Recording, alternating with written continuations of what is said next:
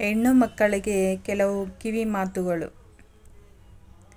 ಅಡುಗೆ ಮನೆಯನ್ನು ಗಲೀಜಾಗಿ ಇಟ್ಟರೆ, ಶಿಂಕ್ನಲ್ಲಿ ಎಂಜಲು ಪಾತ್ರೆ ತೊಳೆಯದೆ ರಾತ್ರಿಯೆಲ್ಲ ಬಿದ್ದಿದ್ದರೆ ಮಹಾಲಕ್ಷ್ಮಿ ಹೋಗಿ ಅಲಕ್ಷ್ಮಿ ಪ್ರವೇಶಿಸುತ್ತಾಳೆ.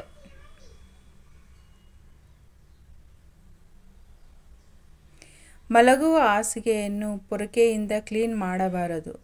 ಸದಾ ಶೌಚಾಲಯ ಬಾಗಿಲು ತೆರೆದಿಡುವುದು ಹಾಗೂ ಅಲ್ಲಿಂದ ಕೆಟ್ಟ ವಾಸನೆ ಬರುವುದು, ಈ ಥರ ಇದ್ದರೆ ಮಹಾಲಕ್ಷ್ಮಿಯು ಇಲ್ಲಿರುವುದಿಲ್ಲ.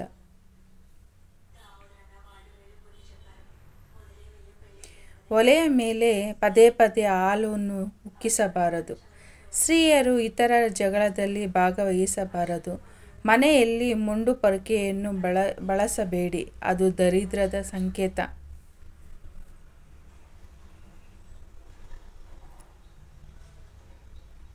ಹೊಸ್ತಿಲು ಪೂಜೆ. ತುಳಸಿ ಪೂಜೆ ಮಾಡದ ಮತ್ತು ಹೊಸ್ತಿಲನ್ನು ಕೊಳೆಯಾಗಿ ಇಟ್ಟಿದ್ದ ಮನೆಯಲ್ಲಿ ಲಕ್ಷ್ಮಿಯು ನೆಲೆಸುವುದಿಲ್ಲ.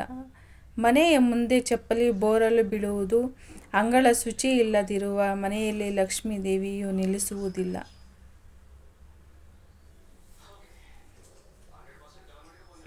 ಅರಿಶಿಣ, ಕುಂಕುಮ, ಬಳೆಗಳು, ಹೂಗಳನ್ನು ಎಂತಹ ಪರಿಸ್ಥಿತಿಯಲ್ಲೂ ತೆಗೆಯಬಾರದು.